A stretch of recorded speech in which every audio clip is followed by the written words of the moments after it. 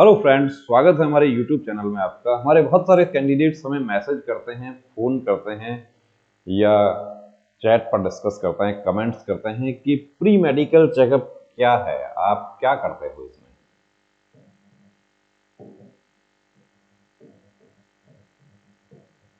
क्योंकि बहुत सारे एकेडमीज में क्या होता है कि जब आप एडमिशन लेने के लिए जाते हैं तो वहाँ पर आपका एक मेडिकल चेकअप जनरली किया जाता है, जिसमें आपको एक कलर विजन का बुक पढ़वाया जाता है और आपके हाथ पैर देखे जाते हैं। और वो चेकअप जो है वो चेकअप करने वाले कोई डॉक्टर नहीं होते हैं, और हो सकता है कोई ऐसा एकेडमी भी होगा कि जिसमें डॉक्टर मेडिकल करते हों। अब हमें जो क्वेश्चन पूछे जाते हैं और आपके जो प्रश्नों के जो जवाब मैं देने जा रहा हूं इस वीडियो में, वो ये है कि सबसे पहले तो प्री मेडिकल चेकअप क्या है। देखिए, प्री मेडिकल चेकअप है मेडिकल का एक मॉक टेस्ट है कि जैसा आपका फोर्स में मेडिकल होता है वैसा कंप्लीट मेडिकल चेकअप हम आपका करते हैं। अब फोर्स में मेडिकल होता है उसमें देखिए, आर्मी की जो रैली भर्ती होती है उसमें एक्सरे चेस्ट,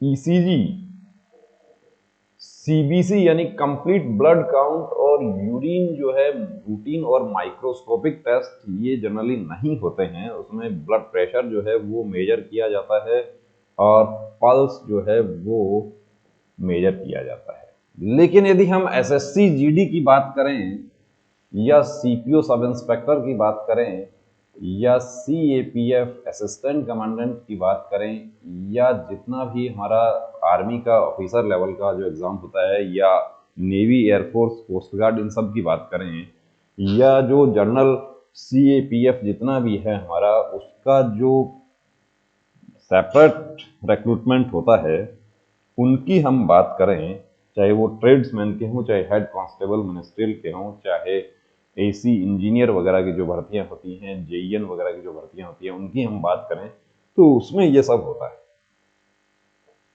अब ये सब काम, अब कुछ हमारे साथियों ने पूछा कि आपके यहाँ पर मेडिकल कौन करता है। देखिए, हमारे यहाँ पर जो मेडिकल जो डॉक्टर्स जो हैं हमारे, वो 4 डॉक्टर हैं हमारे पास में। एक डॉक्टर मेडिकल नहीं करता है हमारे पास में। एमएस जो है वो ईएनटी स्पेशलिस्ट भी हैं, आई के जो हैं वो भी स्पेशलिस्ट हैं आई के, और जनरल फिजिशियन हैं और सर्जन हैं। सर्जन के पास हम आपको उस समय लेकर जाते हैं जब जनरल फिजिशियन कोई डाउट बता देते हैं, कि जैसे फीमोसिस का डाउट बता दिया, तो फीमोसिस का डाउट बता दिया तो हम जनरल फिजिशियन से कंसल्ट करवा देते हैं। तो जनरल फिजिशियन उस चीज को क्लियर कर देंगे। या हेमोरॉइड जो है वो इस लेवल का है कि इसमें एक बार कंसल्ट करना जरूरी है, या हम आपको बता देंगे कि आप, क्योंकि कुछ ऐसे पॉइंट होंगे, देखिए आप दूर से आते हैं, यहाँ तक कि वेस्ट बंगाल से भी कैंडिडेट हमारे पास में आते हैं। अब फॉलो अप के लिए वो दोबारा यहाँ नहीं आ सकते, तो स्पेशलिस्ट के ओपिनियन की जरूरत होती है। तो हम उनको ये बता देते हैं कि आप अपने घर जाकर वहाँ किसी स्पेशलिस्ट को किसी मेडिकल कॉलेज में या किसी प्राइवेट में या गवर्नमेंट हॉस्पिटल में आप दिखा दीजिए। डीएनएस का यदि कोई पॉइंट डिटेक्ट होता है तो भी हम उनको एडवाइस कर देते हैं कि आप इसको, पॉइंट यदि कोई भी डिटेक्ट होगा तो देखिए आपको बताया जाएगा, वो छोटे से छोटा पॉइंट आपको बताया जाएगा। केलोइड जैसा पॉइंट जो है, नॉर्मल पॉइंट, वो भी आपको बताया जाएगा। कि ये कुछ हमारे साथियों ने प्रोपेगेंडा किया। देखिए, वो प्रोपेगेंडा करने वालों के लिए ही ये वीडियो मैंने बनाया है। प्रोपेगेंडा करने वालों ने क्या कहा कि 1500 रुपए से शुरू किया था और 3000 लेना शुरू कर दिया, और डराया हुई है, किसी को नहीं डराया। जो पॉइंट आपको है वो तो देखिए, वो तो हमें बताना पड़ेगा और बिल्कुल बताएंगे। आप यदि वहां पर मोरल डाउन हो रहा है आपका, या आप वहां पर ब्लड प्रेशर डाउन हो रहा है कि एक कैंडिडेट का आई जो है वो 6/18 है, तो 6/18 ही हम उसको बताएंगे। अब वहां पर उसका यदि ब्लड प्रेशर लो हो गया और वो घबरा गया और वो कह रहा है कि मैं तो बिल्कुल ही मर रहा हूं, तो यदि ऐसा कोई कैंडिडेट है तो फिर वो फौज में भर्ती होने के लायक ही नहीं हो। प्रोपेगेंडा करने वालों के लिए वीडियो मुझे बनाना पड़ा है, क्योंकि कुछ प्रोपेगेंडा हमारे सामने ऐसे आए कि कैंडिडेट जो है, एक कैंडिडेट तो नाम बदल कर, क्योंकि वो ये कहते हैं कि मैं यहाँ पर चेकअप के लिए आया था, और उस नाम का कोई कैंडिडेट हमारे पास, हमने अपने रिकॉर्ड में चेक कर लिया, हमारे पास कोई कैंडिडेट उस नाम का नहीं आया। कोई आर्यन चौधरी करके सीपीओ सब इंस्पेक्टर का कैंडिडेट के नाम से बता रहे हैं कि मैं यहाँ मेडिकल चेकअप के लिए आया था और मेरे को यहाँ पर गलत गाइड किया। गलत गाइड किसी को नहीं किया है, जो आपका पॉइंट है वो बताएंगे और वो हमें बताना पड़ेगा, चाहे वो नॉर्मल पॉइंट है, हेमोरॉइड का पॉइंट है, चाहे आपका केलोइड का पॉइंट है, चाहे आपका दांत का पॉइंट है। अब स्पेशलिस्ट के ओपिनियन की जरूरत है तो आपको स्पेशलिस्ट का ओपिनियन की भी बात बता देंगे। किसी को वेरिकोसिटी है, वेरिकोज वेन है, तो हमने बता दिया कि आप सर्जन से कंसल्ट कर लीजिए, अपने घर जाके कंसल्ट कर लीजिए। अब कैंडिडेट ने कहा कि सर्जन से भी आप ही डॉपलर टेस्ट करवा दीजिए, वो भी करवा दिया तो उसका तो अलग से लगेगा। डॉपलर टेस्ट जो है उसका अलग चार्ज जो है वो लगेगा, वो बता दिया जाएगा आपको, उसको बिल बना, उसका बिल बना के दे दिया। तो देखिए दोस्तों, जरूरत क्यों है मैं अब आपको ये बता देता हूं। जो प्रोपेगेंडा करने वाले हैं उनको तो कोई बात नहीं, वो मेरा भाई है छोटा, प्रोपेगेंडा किया उन्होंने, तो मैं उनके प्रोपेगेंडा का मुझे फर्क नहीं पड़ेगा, क्योंकि ऐसे प्रोपेगेंडा जो है वो मैंने झेले हैं।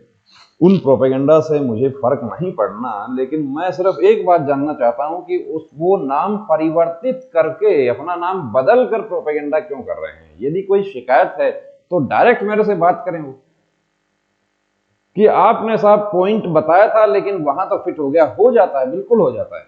आपने पॉइंट नहीं बताया, वहां अनफिट कर दिया, वो भी हो जाएगा, ये बता देता हूं। और हुआ, और 12 कैंडिडेट्स के ऑर्डर हो चुके हैं। माननीय दिल्ली उच्च न्यायालय ने ऑर्डर किया है R&R हॉस्पिटल में मेडिकल करने का, माननीय राजस्थान हाईकोर्ट ने ऑर्डर किया है कि पॉइंट नहीं है, कैंडिडेट सेटिस्फाई नहीं है उस मेडिकल बोर्ड से, री मेडिकल बोर्ड से, और रिट पिटीशन फाइल की है। लेकिन देखिए, रिट पिटीशन फाइल करने तक अपन जाते हैं तो उसमें अपना काम ही बढ़ता है वहां पर, और पैसा भी लगेगा, और अनावश्यक मेंटल टॉर्चर जो है वो भी होगा, सब चीजें। उनसे बचने का एक ही तरीका है हमारा। अब देखिए, मैं आपको एक अनफिट सर्टिफिकेट दिखा रहा हूं, एक ही नहीं, मैं कुछ अनफिट सर्टिफिकेट आपको दिखा रहा हूं। यहां पर ये जो कैंडिडेट हैं ये अनफिट हो गए। इनको क्या है पॉइंट, बोथ टेस्टिस एब्सेंट। 26 या 25 साल का एक कैंडिडेट है, उसको वो फौज में भर्ती होने की तैयारी कर रहा है, उसको अभी तक ये नहीं पता चला कि उसका टेस्टिस नहीं है। अनडेसेंडेंट टेस्टिस क्या है? अनडेसेंडेंट टेस्टिस एक्चुअली होता है जो प्री मैच्योर बेबीज होते हैं उनमें वो होता है कि वो टेस्टिस सैक में नहीं जा पाता।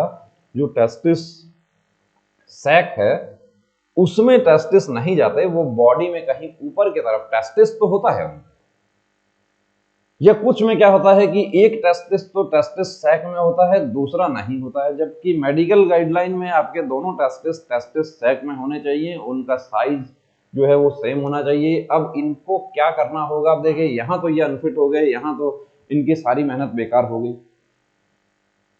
एंडोस्कोपी, सॉरी, इसका अल्ट्रासाउंड होगा। अल्ट्रासाउंड से यदि ये पता चलता है, डिटेक्ट होता है कि टेस्टिस है बॉडी में कहीं ऊपर, तो सर्जरी से वो टेस्टिस सैक में लाया जाता है। ऐसा सर्जरी हमने पहले करवाया है और वो कैंडिडेट फिट हो गए, कोई प्रॉब्लम नहीं थी। लेकिन उनको पहले से पता चल गया इस बात का, कि पहले से जब इस प्रॉब्लम का पता हो, पता ही अब चला, जब पूरी तैयारी, दौड़ किया, फिजिकल किया, रिटर्न का कोचिंग किया, सब कुछ हो गया, लास्ट मोमेंट में पता चला कि टेस्टिस सैक में नहीं है दोनों।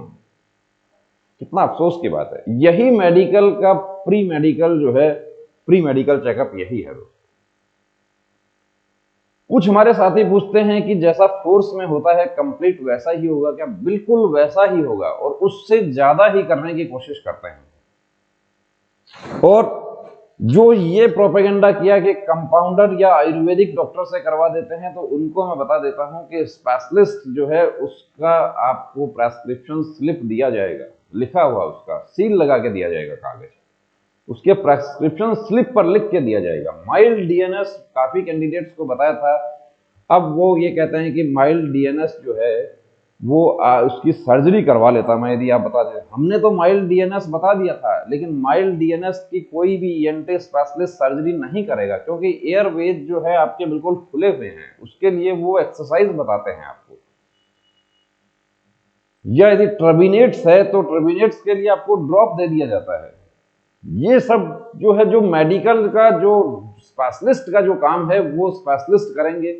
ये बात देखिए, जो प्रोपेगेंडा करने वाले जो हमारे साथी हैं उनसे मुझे शिकायत नहीं है मुझे, लेकिन मुझे शिकायत इस बात से है क्योंकि हमने जो प्रोपेगेंडा किया उसका हमने रिकॉर्ड में देखा, वो उस नाम का कैंडिडेट नहीं है कोई। अब उस यदि है, हाँ, कुछ हमारे साथियों की शिकायत थी, जैसे कुछ हमारे सुझाव थे हमारे साथियों के। एक कैंडिडेट ने हमें सुझाव दिया कि आपने मेरे से, जब मैं अनफिट हो गया तो उसके बाद आपने मेरे से बात नहीं की, और उससे पहले तो आपने मेरे से बहुत प्यार से बात की थी। प्यार से तो मैं बाद में भी आपसे प्यार से ही करता, लेकिन हो सकता है कि मैं उस समय चैट पर अवेलेबल नहीं होऊंगा,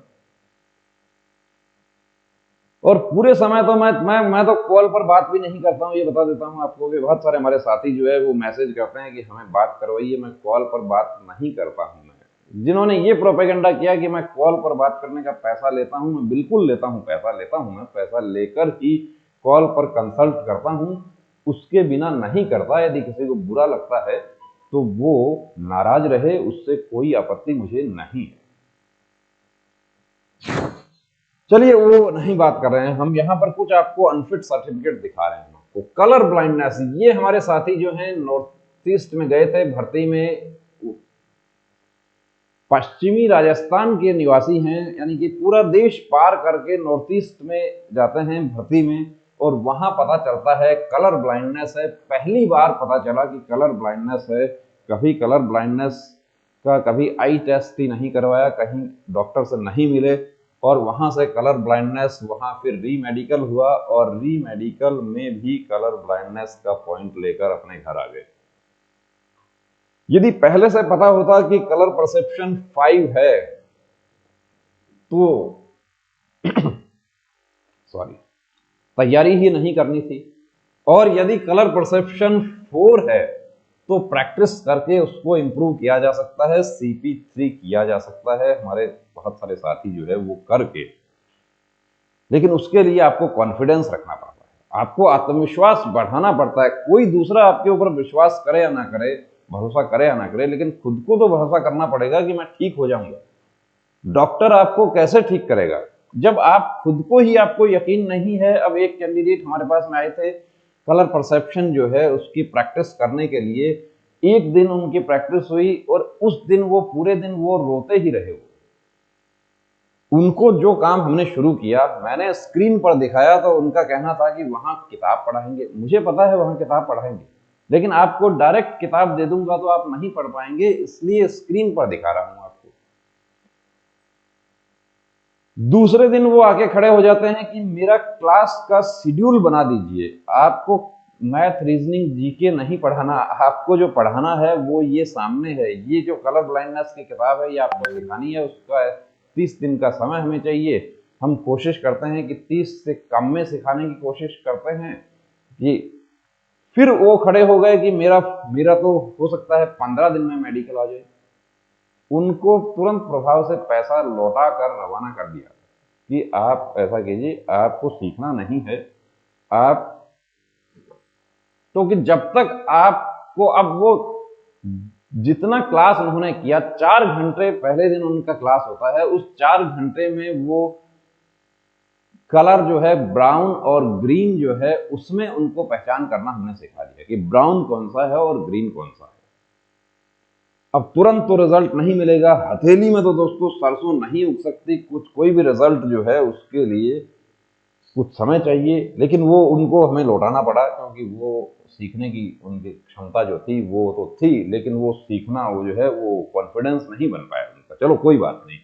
ये हमारे साथी जो हैं ये कहते हैं कि ये टैटू है और मैं इसको दांत से कुरेदता हूं। ये दांत से नहीं कुरेदा जाएगा, ये टैटू जो है आपको रिमूव करवाना होगा। यदि ये राइट हैंड है, सैल्यूटिंग हैंड है, धार्मिक चिन्ह है, लेकिन सैल्यूटिंग हैंड है, ये यहां दिखाई देता है आपको। इसको 2 सीटिंग आपको मिनिमम लेनी होंगी आपको इसकी, लेजर से यदि करवाते हैं तो। और यदि सर्जरी करवाते हैं तो एक बार में ही हो जाएगा, लेकिन सर्जरी में केलोइड बनने के चांसेस होते हैं, इसलिए सर्जरी ना करवाएं। अभी आपके पास में समय है तो लेजर के 2 सिटिंग आप ले लें नॉर्मल। लेकिन लेजर का सिटिंग कहाँ लेना है, वो जो फुटपाथ पर टैटू बनाने वाले हमारे दोस्त हैं उनसे नहीं लेना। लेजर का सिटिंग लेना है प्रॉपर, कहीं क्लिनिक में जाना है, डर्मेटोलॉजिस्ट के पास जाना है, उनकी गाइडेंस में लेना है। Varicose veins both lower limbs, varicose vein का इनका पॉइंट डिटेक्ट हुआ, अनफिट हो गए। अब इसका क्या हो सकता था, इसका भी लेजर ट्रीटमेंट हो सकता था। वेरिकोज वेन का सर्जरी यदि करवाया जाता है तो वो अनफिट होता है, सर्जरी मान्य नहीं होगा। सर्जरी का आपका लिम्स जो है उस पर यदि कहीं कटमार्क पता चल गया कि ये वेरिकोज वेन्स का सर्जरी हुआ है, आप आउट हो। ये ऐसा हमारे सीपीओ 19 के नहीं, उससे पहले जो आईटीबीपी का जो था उसमें भी डिटेक्ट हो गया था कि वेरिकोज है और लेजर ट्रीटमेंट करवा के फिट हो गए। उनके लिए तो unfit due to sinus tachycardia, देखिए बहुत ही नॉर्मल सा पॉइंट है टैकीकार्डिया। पल्स जो है वो 128 चला गया, बीपी जो है वो तो नॉर्मल आ गया। पहले 3 पॉइंट मिले थे, टैकीकार्डिया, हाइपरटेंशन और बाइलेटरल हाइड्रोसिल। अब हाइड्रोसिल स्पेशलिस्ट ने फिट कर दिया। टैकीकार्डिया जो धड़कन जो था उसका पॉइंट, हाइपरटेंशन जो है वो भी 130/80 आ गया, लेकिन पल्स जो है वो री मेडिकल में 128 चला गया, तो उसकी वजह से अनफिट हो गए। पल्स जैसा नॉर्मल पॉइंट है, ट्रीटमेंट हो सकता था। यदि पहले हमारे पास भी कैंडिडेट्स आते हैं, पल्स यदि ज़्यादा आता है उनको ट्रीटमेंट बता देते हैं, हाइपरटेंशन है उसका ट्रीटमेंट बता दिया जाता है, लेकिन पहले से पता होगा तब आप तैयारी उसकी कर पाएंगे, वरना सारी मेहनत बेकार हो गई। फिर वही काम शुरू करना पड़ेगा। एसएससी जीडी की यदि हम बात करें तो फिर वही काम शुरू करना पड़ेगा, ये फिर वही फॉर्म लगाना है और सब कुछ वही होगा। ये अनफिट हो गए, देखिए keloid over right forearm which is unhealed and unhealthy. Tattoo था एक्चुअली इनको और टैटू रिमूव करवाया था। अब जो प्रोपेगेंडा करने वाले हैं वो ये कहते हैं कि वो जो आर्यन चौधरी प्रोपेगेंडा किया, वो उसने ये कहा कि फेक स्क्रीनशॉट दिखाए गए। ये फेक नहीं है दोस्तों, मोहर लगा हुआ है, बिल्कुल सील लगा हुआ है,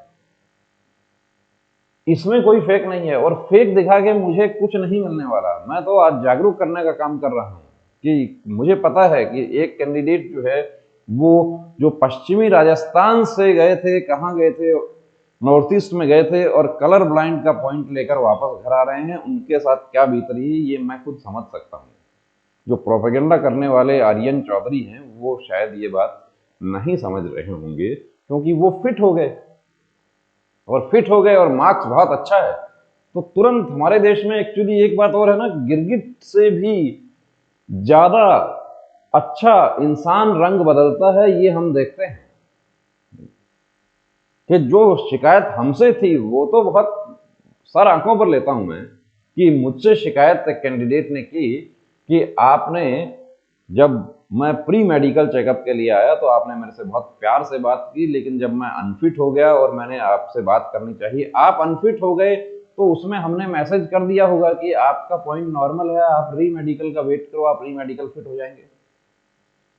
बात करके भी यही बताऊंगा और मैसेज में भी यही बताया, और फिट भी हो गए री मेडिकल। फिट होने के बाद, री मेडिकल फिट होने के बाद धन्यवाद का शब्द नहीं लिखा, सलाह लिखी कि जैसा मेरे साथ किया वैसा किसी दूसरे के साथ नहीं करना। क्या गलत आपके साथ किया कि जब आप कॉल के लिए आप कॉल कर रहे हैं, कॉल तो अटेंड होता ही नहीं है।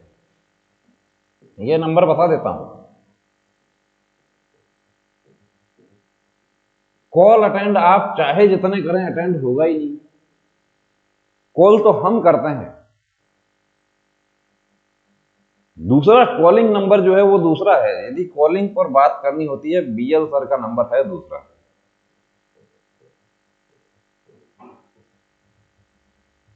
इस पर कॉल पर बात होती है। कोर्स से रिलेटेड आपको गायत्री मोबाइल एप्लीकेशन लोड करने में प्रॉब्लम आ रही है, मेडिकल के लिए आप आना चाहते हैं, आपको कोई प्रॉब्लम हो रहा है, आप अपॉइंटमेंट लेना चाहते हैं, उसके लिए ये नंबर है। इस पर तो कॉल पर बात नहीं होता है, इस पर हमारे नरेंद्र जी ने इस पर मैसेज किया कि मैं अनफिट हो गया हूं, उन्होंने ही नहीं किया, बहुत से कैंडिडेट्स ने किया अनफिट हो गया हूं, और हमने यही कहा इंतजार करो, 7-7 दिन नहीं 11-11 दिन तक री मेडिकल चला, और हम रोज यही कहते थे इंतजार करो, फिट हो जाओगे, नॉर्मल पॉइंट है। और फिट हुए, और फिट होके धन्यवाद भी दिया था। धन्यवाद के लिए काम नहीं करता हूं, ये बता देता हूं। और जो बकवास कर रहा था कि 1500 से 3000 कर दिया, उसको भी ये कहता हूं कि 3000 नहीं किया है, अभी भी 2500 ही है। और इस 2500 में यदि आपका दोस्त भी साथ में आ गया तो उसको भी खाना खिलाया, उसका अलग से बिल नहीं बनाया। लेकिन कहा ना मैंने आपको कि हमारे देश में गिरगिट से भी अच्छा रंग बदलने का काम इंसान करता है, कोई बात नहीं। फोर आर्म पर जो टैटू था उसका केलॉइड बन गया, अनहेल्दी और अनहील्ड था वो, इसलिए अनफिट इनको होना पड़ा। यदि ये पहले से चेकअप करवा के अपना रखते और फोर आर्म पर टैटू था उसको पहले ही उसको लेजर से करवा लेते तो लेजर से वो केलॉइड नहीं बनेगा। केलॉइड की वजह से इनको अनफिट होना पड़ा। एक नॉर्मल सा पॉइंट था, टैटू कभी बचपन में दादी ने मेले में टैटू बनवा दिया और वो टैटू जो है वो परेशानी का सबब बन गया, उस टैटू की वजह से अनफिट होना पड़ गया। और अब वो केलॉइड का ट्रीटमेंट लेना होगा, वरना तो आगे आने वाली भर्ती में भी परेशानी हो जाएगी। Scar on the right four arm, वही टैटू का स्कार था, टैटू था, री मेडिकल में गए तो रिमूव करवा लिया। वो स्कार जो पूरी तरीके से हील अप नहीं हुआ, उसकी वजह से अनफिट हो गए। पहले ही करवा लेते तो प्रॉब्लम नहीं थी। ये कलर ब्लाइंड के हमारे साथी हैं, अब ये इसमें क्या करते हैं कि इस क्रॉस को देखकर यहां से शुरू हो जाते हैं, यहां से शुरू हो जाते हैं कि ये जो है क्रॉस, क्योंकि उन्होंने ये सीखा होता है कि क्रॉस यदि ये ऐसा बना दिया तो अनफिट, क्योंकि ये तो पैटर्न जो है वो ब्लैंक है, तो 6 प्लेट्स जो है वो इसमें ब्लैंक है। सबसे पहले हम वो ब्लैंक प्लेट्स ही सिखाते हैं, लेकिन समय लगता है, हर काम के लिए समय लगता है। तो दोस्तों प्री मेडिकल चेकअप क्या है? प्री मेडिकल चेकअप है कि आपका मेडिकल का टेस्ट भर्ती में जाने से पहले आपको पता चल जाए कि मुझे कोई पॉइंट है तो मैं उसका ट्रीटमेंट ले लूं, मैं उसका स्मार्ट वर्क करके मैं उसको, या मैं उसका एक्सरसाइज करके मैं फिट हो जाऊं। अल्टीमेट क्या है मकसद? मकसद हमारा यही है कि आप फिट हो जाए। आप अनफिट होते हैं, हमारे पास आप चेकअप के लिए आए, आप अनफिट हो गए, आप अनफिट नहीं हो गए, अनफिट हम हो गए। बड़ा अफसोस हमें हुआ अजमेर के सेंटर में, और कैंडिडेट्स ने जब पूछा, आज भी मैसेज आया था, आज भी एडवोकेट का नंबर एक कैंडिडेट मांग रहा था और तुरंत मिल जाएगा।